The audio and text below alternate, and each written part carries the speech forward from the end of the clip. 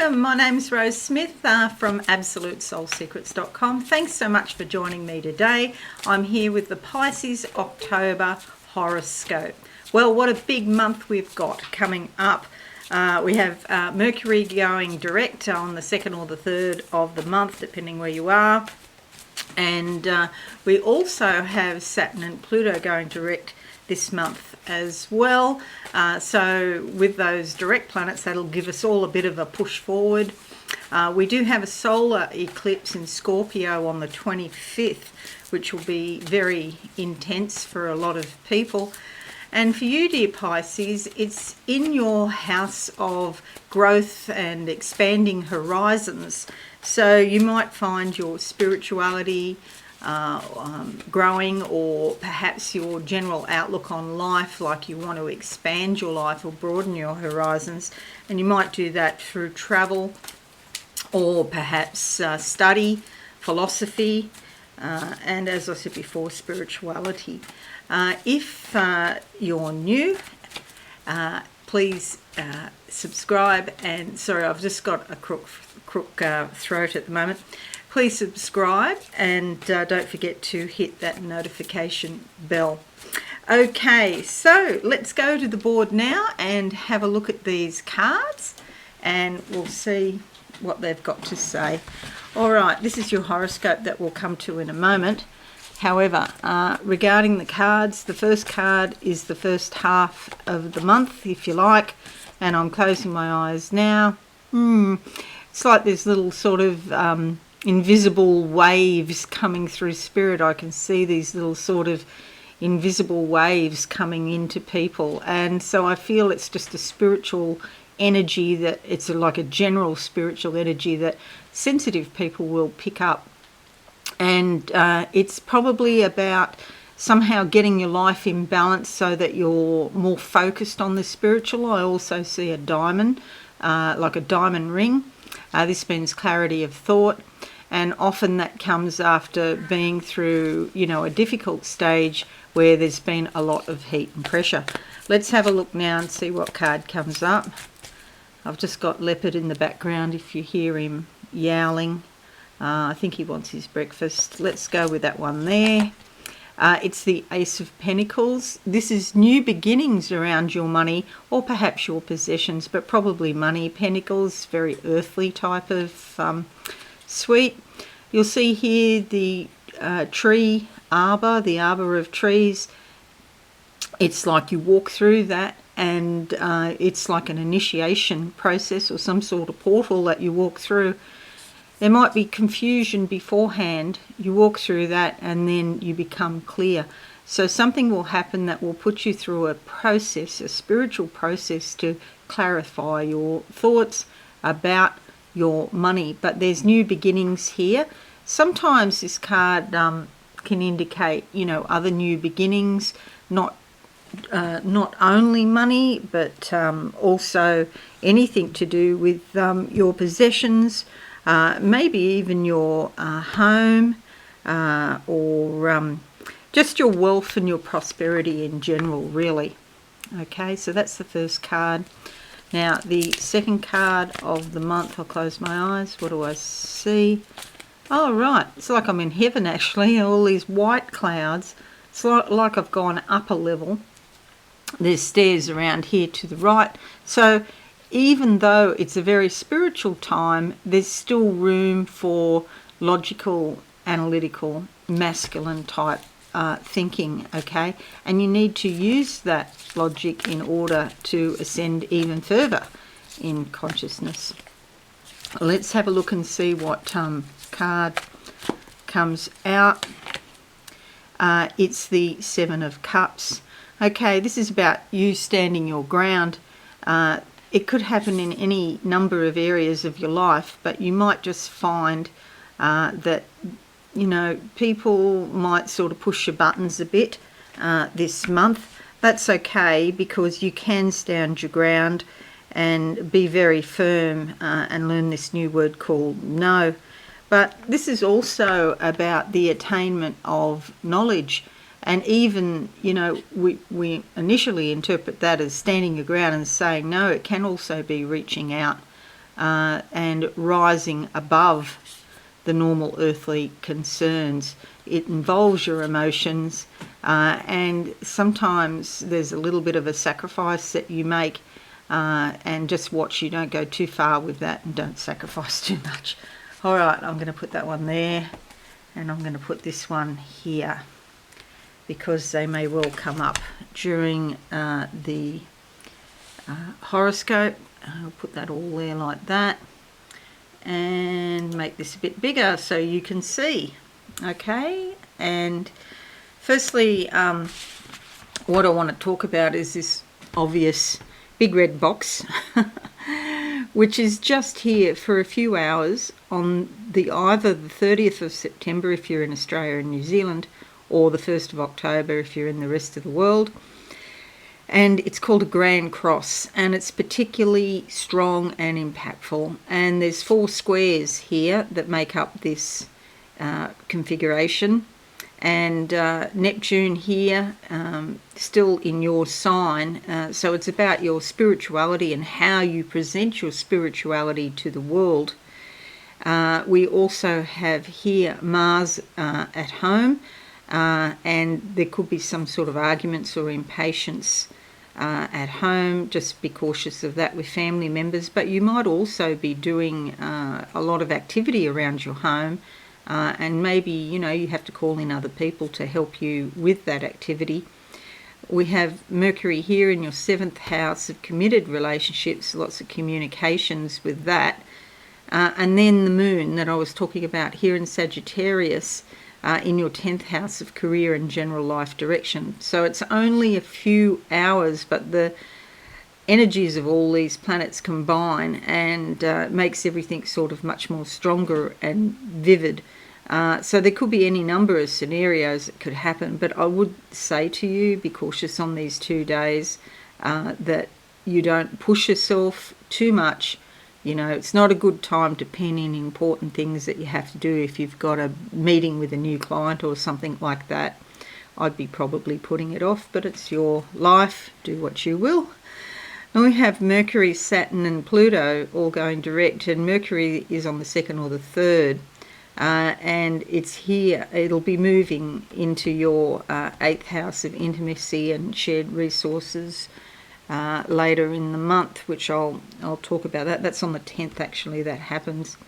The solar eclipse I mentioned, and that's on the 25th, and that'll be also here. This is going to be a very, very busy, hectic time regarding your spirituality or perhaps study, because we're going to have these planets here move into this house. There's going to be a lot of activity around here, and Jupiter and Mars turning retrograde on the 28th and 30th of the month. I'll talk about that too. So let's look at this now in depth. Mercury retrograde is opposition Neptune from the 29th of September to the 4th, and it's really not the time for signing a contract or making an important decision, as there could be misunderstandings or miscommunications. Your thinking could be fuzzy now. Remember this card with all of the confusion there in the background, and then once you go through the process, you come out the other side and things are much clearer about what you should do. Okay, but that will take a little bit of time.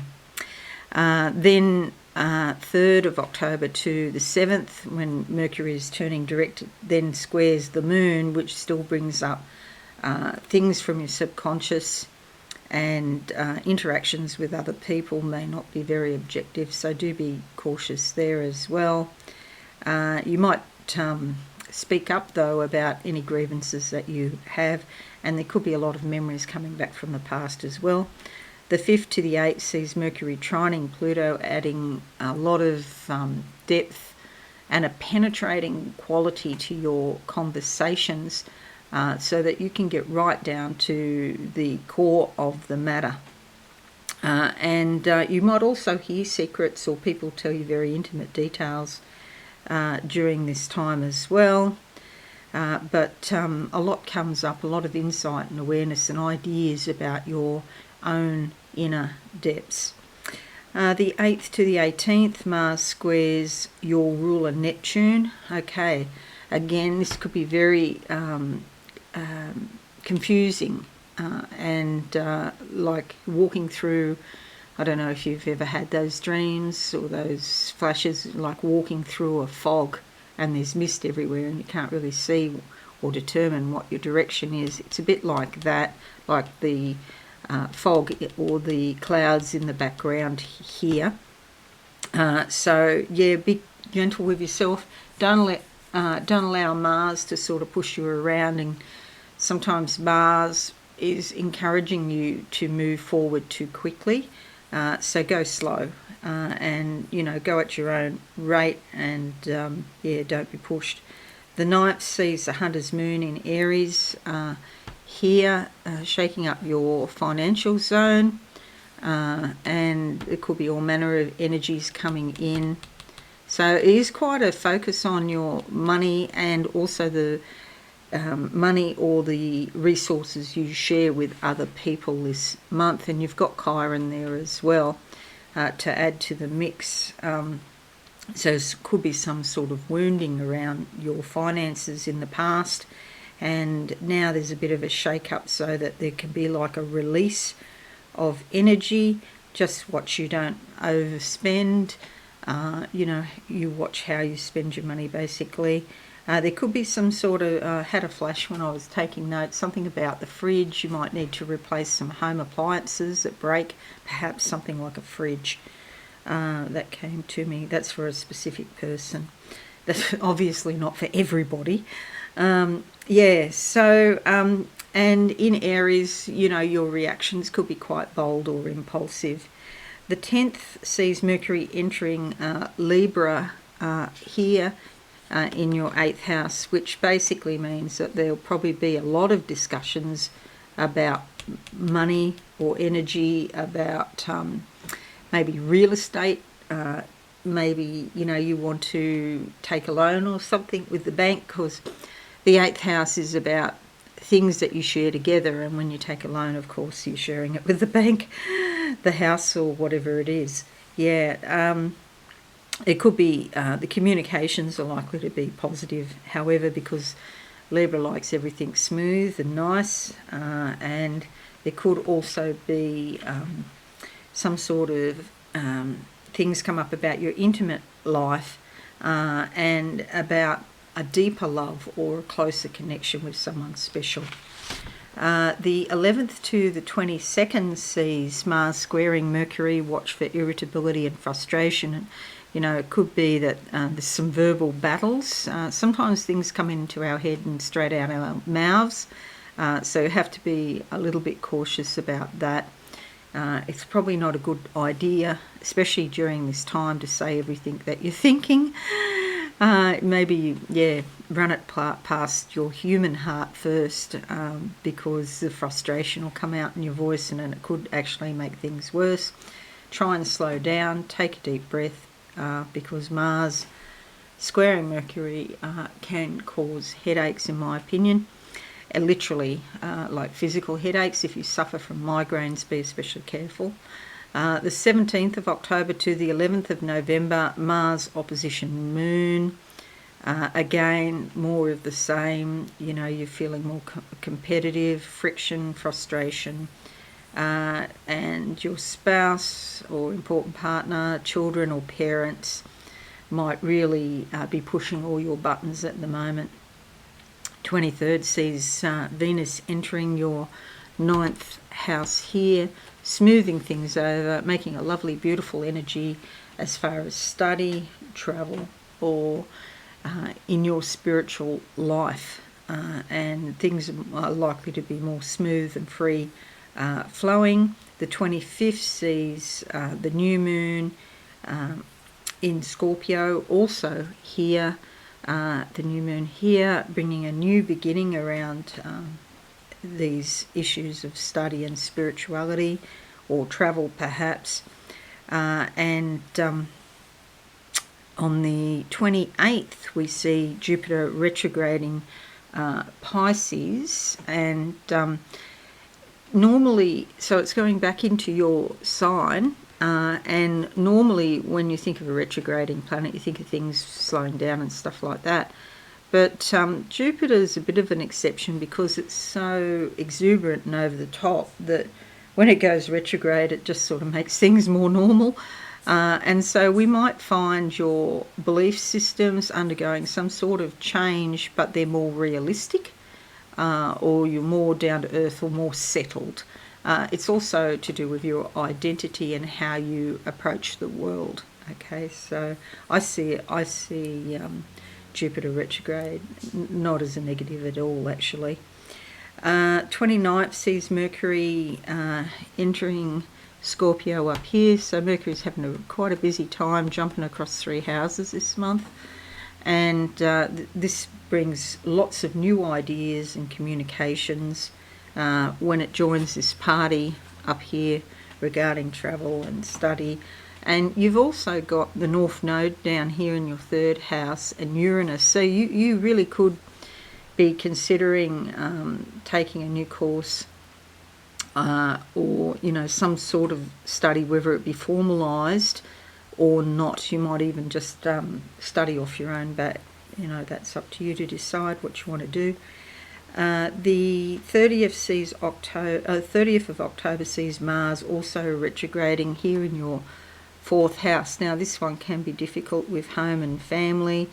You could feel flat or unmotivated, not very energetic, don't feel like going out with family members, or perhaps dealing with family members or doing new things around your house. But sometimes it comes out sort of skewed so that it's frustrated and irritable.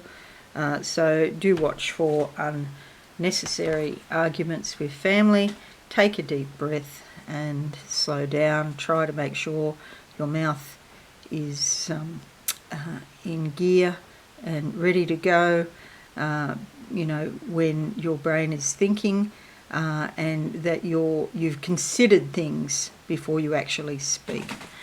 All right, so that's it, Pisces. I hope this is helpful for you. Thank you so much for joining me today. I really appreciate it. And if you're new, subscribe and be alive and hit that notification bell right now. Okay, have a wonderful October, everyone. I'll see you again soon. Thanks, and bye for now. Thanks so much for watching. Please visit my website, absolutesoulsecrets.com, for all things spiritual. Have a lovely day.